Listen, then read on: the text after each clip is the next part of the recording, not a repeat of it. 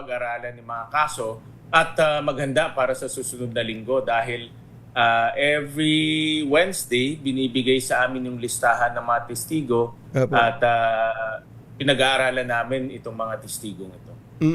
Katulad po kahapon, actually nakakatuwa, binanggit ko po kanina na yung nag-oral argument, nabanggit din naman ni Senator Chis Escudero kahapon, si Congressman Chel Jokno at si Attorney Michael Powa ay nagawa nilang ipresenta ang kanilang mga argumento for and against dun sa mungkahing isabpina ang bank records, tax records at AMLAC records ni Vice President Sara Duterte nang hindi nagbubulyawan, hindi nagbabastusan.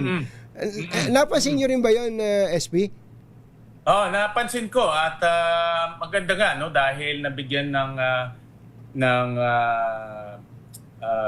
kumbaga full view ang public para mapanood yung kanilang debate at diskusyon. Binigyan kami ng memo last week at yung kanilang sinabi dito sa memo nila ay ito rin yung sinabi nila dito sa kanilang debate. So, pero mas maganda ma-explain mabuti, no? At para maintindihan din ng publiko at para rin ma-appreciate nila itong position ng dalawang panig. Kailan po ito papasyahan ng impeachment court, yung issue na yon? Sa Lunes, magkakaroon na kami ng diskusyon ulit at bibigyan ng panahon ang ating mga senator judges na magtanong kung gusto nila magtanong, kung meron silang clarificatory questions dun sa mga narinig nila kahapon.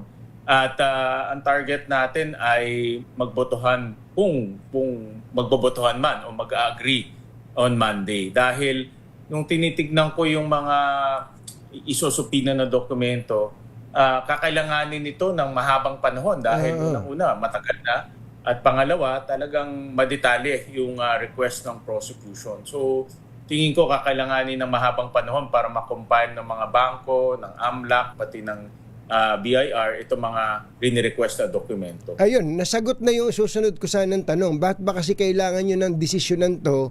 Hindi pa naman to kasama doon sa first article na inyong tinatalakay sa impeachment court.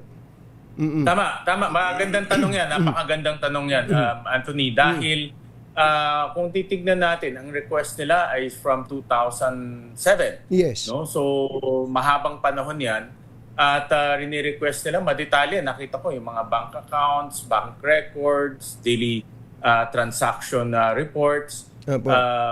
Madetalye talaga. Kaya tingin ko, hindi kakayanin ito ng isang araw o isang linggo nga. Tingin ko mahabang panahon ang kakailanganin ng itong mga organisasyon para ibigay itong hinihingi ng prosecution. But exciting pala yung Monday, ano? Exciting siya. At ito para sa akin, ito yung pinakamahalagang aspeto ng impeachment dahil itong rini-request na dokumento, makikita natin dito kung ano yung punto ng articles of impeachment na number 2. So dito talaga dito talaga iikotin pag-uusapan for Article 2. Ewan ko, narinig nyo na siguro na dito sa impeachment trial na to, ang husgahan ay hindi lang ang on trial ay hindi lang si Vice President Sara, kundi ang mga senator judges din natin. May ganung punto de vista. Sa first 6 days ng trial, kayo naman ang Senate President, ano ba ang personal assessment ninyo sa Senado as an impeachment court? Anthony, ang personal assessment ko ay smooth at maayos. At dahil nga ang linilitis dito ay isang mataas na political figure, may aspeto rin na may aspeto ng peace and order itong impeachment. Kaya nung umpisa pa lang last week, yan ang ating binibigyan ng malaking pansin, no? Dahil isang popular na political figure ang linilitis. Kaya malaking paghahanda ang ginawa ng Senado para masigurado na maging maayos, maging safe, maging orderly yung proceedings. At the first 6 days makikita naman natin na orderly naging proceedings. At nagpapasalamat rin ako sa dalawang panig, no, dahil sila rin ay nagko-cooperate. Even yung arrangement sa loob ng Senado, actually, Anthony, napakasikip ng Senado, pero nagawan rin ng paraan na mabigyan sila ng space o ng spasyo para sa kanilang mga teams. Opo. That's one. Pero siguro tanggapin na rin natin ng totoo na ang obserbasyon po ng marami, parang may demarcation line na ngayon ang mga pro-Sara at anti-Sara sa Senado. How do you resolve that kind of criticism po? Pag tinutukoy mo, Anthony, ay mga senator judges, Opo. very strict ang ating rules, no, pagdating sa impartiality. At sinasabi nga na dapat maging impartial tayo, walang kinikilingan. At doon nga sa Senate rules, pinagbabawalan rin ang mga senator judges na magsalita tungkol sa merits nitong case na ito para hindi na ma-prejudge yung mga senator judges. So, dapat tuparin natin yung ating impeachment rules at tayo na mismo ang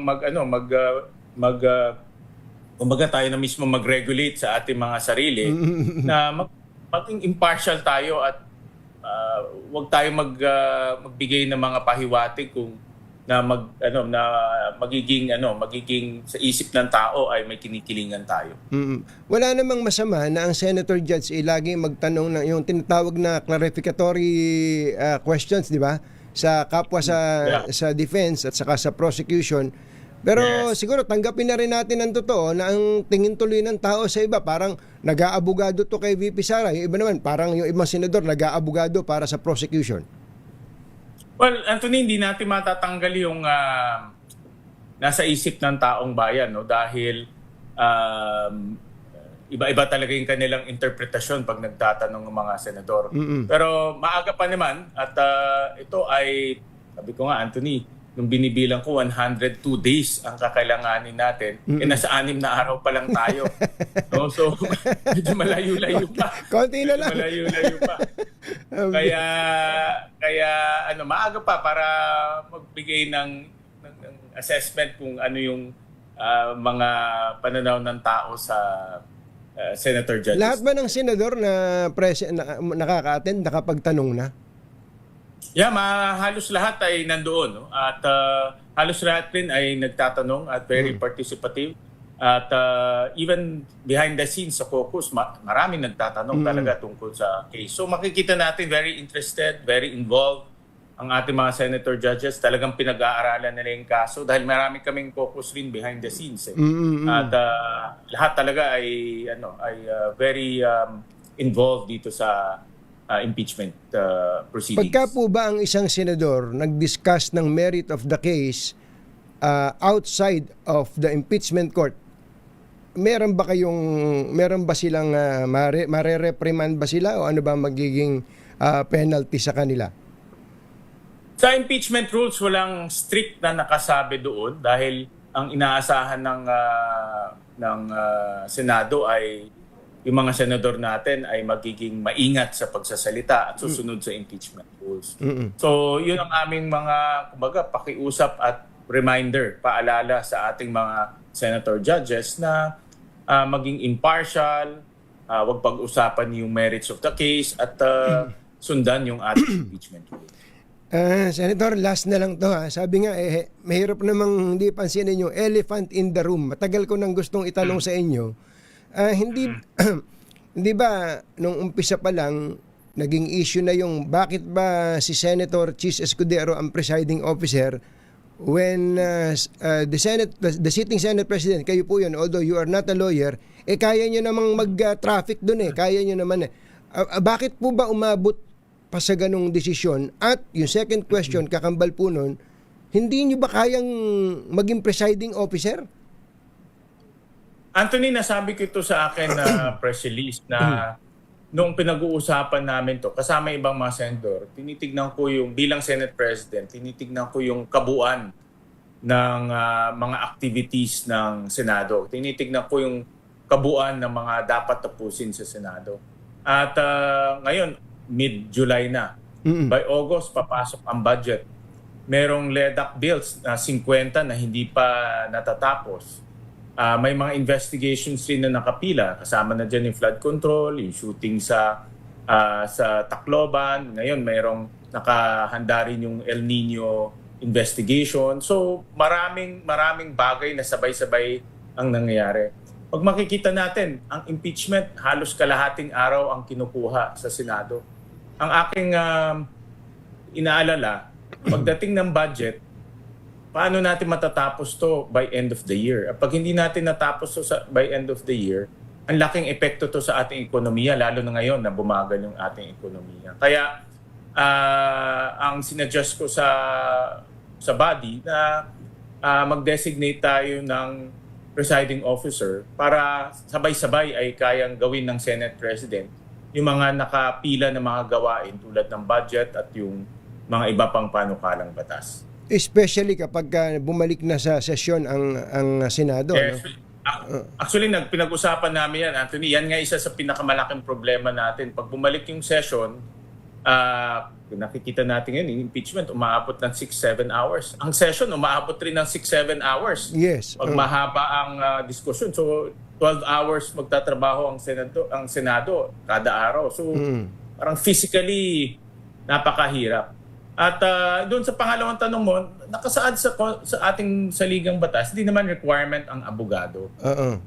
In fact, sa saligang batas natin, walang sinasabing anong requirement. So, hindi naging yung ang batayan natin. Ang naging batayan natin ay yung trabaho na mangyayari hanggang katapusan ng taon.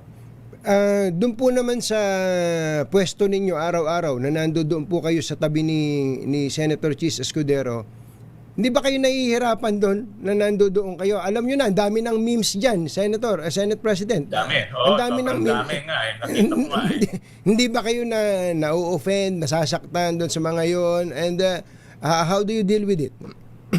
Siyempre, nasasaktan. Anthony, tao lang naman tayo. No? Na-offend, nai-insulto, nasasaktan. Pero ganyan talaga ang social media. Tayo naman ay trabaho lang at ginagampanan lang naman natin yung ating responsibilidad. Pero hindi nyo ba ikinonsider na iwanan na si Senator Escudero doon bilang presiding officer at bumaba na lang kayo and every now and then pwede naman talaga kayong magtanong. Katulad din ng ibang araw na may sesyon ng Senado na ang nagpe-preside pa minsan-minsan yung majority leader o yung Senate President pro tempore o kung sino man.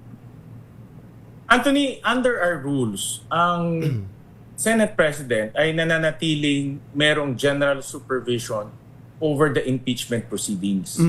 So, ibig sabihin, responsibilidad pa rin ng Senate President na tumakbo ang Senate proceedings ng maayos at orderly. In fact, yun nga ang madalas namin pinag-uusapan, ewan ko kung nakikita niyo sa TV, but pinag-uusapan namin ni presiding officer, Senator Chis Escudero, yung mga iba pang mga bagay na para tumakbo ng maayos yung Senate proceedings.